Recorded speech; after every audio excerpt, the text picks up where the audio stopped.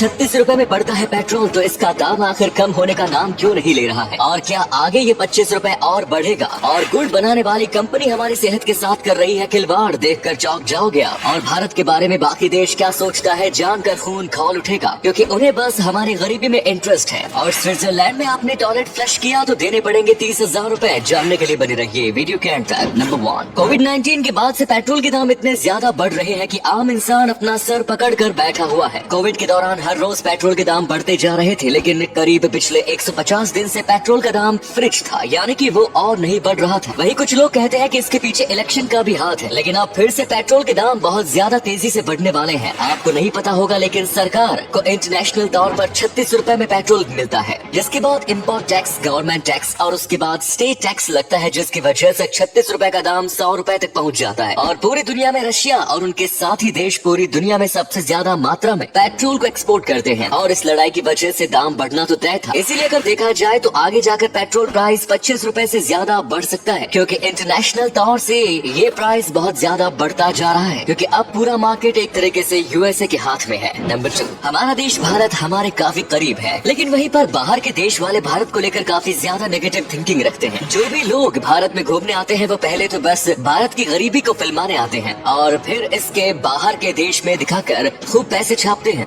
यहाँ तक कि आइंस्टाइन ने खुद कहा था कि इंडिया के लोग स्टूपिड हैं, जबकि ये लोग वास्तविकता में इंडिया को जानते ही नहीं। इंडिया में ऐसे कई जीनियस पैदा हुए हैं जिन्होंने लोगों का दुनिया को देखने का नजरिया बदल दिया है, जैसे कि महात्मा गांधी, सदगुरु, सचिन तेंदुलकर, स्वामी विवेकानंद और ऐसे तो कई नाम हैं। लगभग हर एक फील्ड में इंडिया काफी आगे बढ़ रहा है। हर एक फील्ड में भारतीय लोगों के नाम मशहूर है। इसके बावजूद बाहर के लोग भारत की नेगेटिविटी पर ही ध्यान देते हैं। लेकिन अब कई लोग हैं जो लोगों को असली भारत के बारे में सिखा रहे हैं, और अब धीरे धीरे लोग असली भारत को पहचान रहे हैं। हाँ, माना कि बाकी सारे देश की तरह भारत में भी काफी कमियां हैं, लेकिन अगर किसी चीज की बस बुराई पर ध्यान दिया जाएगा तो उसकी अच्छाइयाँ कभी निखर के नहीं आएंगी। नंबर 3, कई लोग शक्कर की जगह पर गुड़ इस्तेमाल करना पसंद करते हैं, क्योंकि उन्हें लगता है कि गुड़ जो है वो सेहत के लिए अच्छा है। और देखा जाए तो गुड़ सेहत के लिए बहुत ज्यादा अच्छा होता है, लेकिन वहीं पर आज मार्केट में जो गुड़ आता है वो सेहत को अच्छा करने की जगह पर आपको बीमार कर सकता है, क्योंकि आजकल लोग सफाई का बिल्कुल ध्यान नहीं दे रहे हैं। जैसे कि आप देखिए, ये व्यक्ति कैसे गुड़ बनाने की ट्रे में ही खड़ा है, वो भी बिना अपनी गंदे चप्पल उतारे, और फिर इस ट्रे को बिना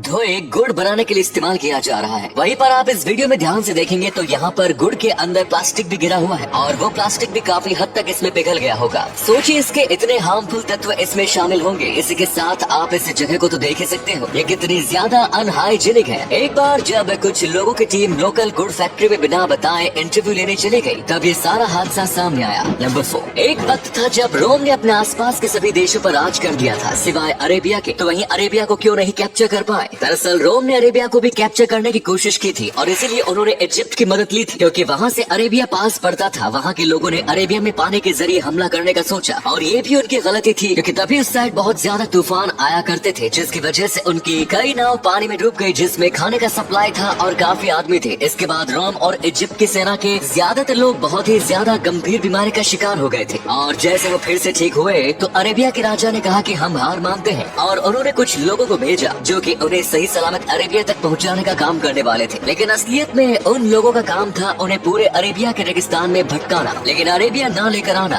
और उसके बाद उन दोनों देशों के सारे सप्लाई खत्म हो गए, उनको वापस आना पड़ा, और इस बुद्धिमानी से अरेबिया बच गया। नंबर 5, हर देश के अपने खास नियम होते हैं जो कि देशवासियों को मानने पड़ते हैं। उन देशवासियों के लिए तो ये नियम इतने ज्यादा अटपटे नहीं लगते, लेकिन जब दूसरे देश वाले वहाँ जाते हैं तो उनको ये बहुत अजीब लगता है। वैसे ही एक नियम है स्विट्जरलैंड में, यहाँ पर आप 10 बजे के बाद ना ही नहा सकते हैं और ना ही बाथरूम में टॉयलेट फ्लश कर सकते हैं। जी हाँ, आपने बिल्कुल सही सुना। अगर 10 बजे के बाद आपको टॉयलेट भी लगेगा तो आपको सुबह के 6 बजे तक का इंतजार करना पड़ता है, क्योंकि वहाँ के लोगों का मानना है कि जब टॉयलेट फ्लश किया जाता है तो उसकी आवाज होती है, जिससे दूसरे लोगों की नींद टूटती है। ऐसे में अगर वो आपके खिलाफ कंप्लेंट करेंगे तो आपको $400 यानी कि करीब ₹30,000 देने पड़ेंगे। नहाने का तो फिर भी समझ में आता है, लेकिन भैया अगर किसी को जोर से टॉयलेट लग गई तो वो क्या करेगा? नंबर 6, आपने देखा होगा कि महिला की जो पैंट होती है उनमें पॉकेट नहीं होते, और अगर पॉकेट होते भी हैं तो वो बहुत ज्यादा छोटे होते हैं। तो आखिर ऐसा क्यों होता है? दरअसल इसके पीछे बहुत बड़ी हिस्ट्री है। पहले लड़का लड़की दोनों के कपड़ों में पॉकेट नहीं हुआ करते थे, वो पर्स का इस्तेमाल करते थे, लेकिन फिर कपड़ों में पॉकेट आना शुरू हुआ, लेकिन वो बस मर्दों के कपड़ों में आता था, क्योंकि तभी बस मर्द ही काम पर जाया करते थे और ये पॉकेट काफी ज्यादा हेल्पफुल रहते थे। और उसके बाद फ्रेंच रिवॉल्यूशन आया, जिसमें लड़कियां ऐसे कपड़े पहनती थी जिसमें वो जितनी ज्यादा पतली दिखे उतना अच्छा, और उसमें अगर पॉकेट दी जाती तो डिजाइन मोटी हो जाती, जो लोगों को नहीं पसंद आता। इसके बाद आगे जाकर वुमेन्स के लिए कपड़ों में पॉकेट इंट्रोड्यूस किया गया, लेकिन तब तक ज्यादातर महिलाएं पर्स यूज किया करती थी, इसलिए आज भी कपड़ों में उनके पॉकेट से छोटे छोटे होते हैं ताकि वो पर्स खरीदे और कंपनी को फायदा हो। अगले पैक पर जाने से पहले फोटो को ध्यान से देखिए और बताइए कि किसका फोटो दिखाई दे रहा है, इससे पता लगेगा आपका दिमाग और आगे कितनी तेज है। मिलते हैं आपको 5 सेकंड्स। नंबर 7। आपने आज तक कई अलग अलग कार देखी होंगी, लेकिन मैं दावे के साथ कह सकता हूँ कि ऐसी कार आपने आज से पहले कभी नहीं देखी होगी। इसे दुनिया की सबसे बड़ी कार कहा जाता है, लेकिन इसकी सबसे कमाल की बात ये नहीं है। दरअसल इस कार के अंदर 75 से ज्यादा लोग बैठ सकते हैं। इसे दोनों साइड से चलाया जा सकता है। इसके अंदर स्विमिंग पूल है, जकूजी है, एक फुल बार गोल्फ कोर्स है, यहाँ तक कि अगर आप चाहो तो इस कार के ऊपर एक हेलीकॉप्टर को भी लैंड करवा सकते हो। जी हाँ, आपने बिल्कुल सही सुना। और इस कार को कोई एक व्यक्ति नहीं चलाता है। दरअसल इस कार को आए दिन कोई ना कोई व्यक्ति भाड़े पर लेता रहता है, और जाहिर सी बात है इतनी कमाल की कार है तो इसकी प्राइस बहुत ज्यादा है, और ये कार टर्न भी ले सकते हैं, जो कि बहुत ज्यादा कमाल की बात है इतनी बड़ी कार होने की वजह से। नंबर 8। 1994 में लॉस एंजलिस में पुलिस ने एक आदमी को पकड़ लिया था, क्योंकि उस आदमी को मजाक करने का ज्यादा ही कुछ शौक चढ़ा हुआ था, पर उसका मजाक इतना ज्यादा खतरनाक था कि कई लोगों के लिए वो बुरा सपना बन गया। ये ग्रिम रीपर यानी मौत के देवता के कपड़ा पहनता और बुजुर्ग लोगों के घर की खिड़कियों के बाहर खड़ा हो जाता। दरअसल वहाँ लोगों की ये मान्यता है कि जब भी आपकी मौत नजदीक होती है तो फिर आपको ग्रिम रिपर दिखता है और वो आपको लेने आता है, यानी आपकी आत्मा को। और ये बात भी आप जानते होंगे कि बूढ़े व्यक्ति बस अपने गिनती के पल काट रहे होते हैं। ऐसे में ये व्यक्ति लोगों के साथ ऐसा भद्दा मजाक करता था जिससे कई बुजुर्ग लोगों को काफी ज्यादा डर लगने लगता था और उनको मेंटल ट्रॉमा हो जाता था। इसके बाद जब इसे पकड़ा गया तो इसकी जमकर धुलाई हुई और इसे काफी बड़ा फाइन भी देना पड़ा।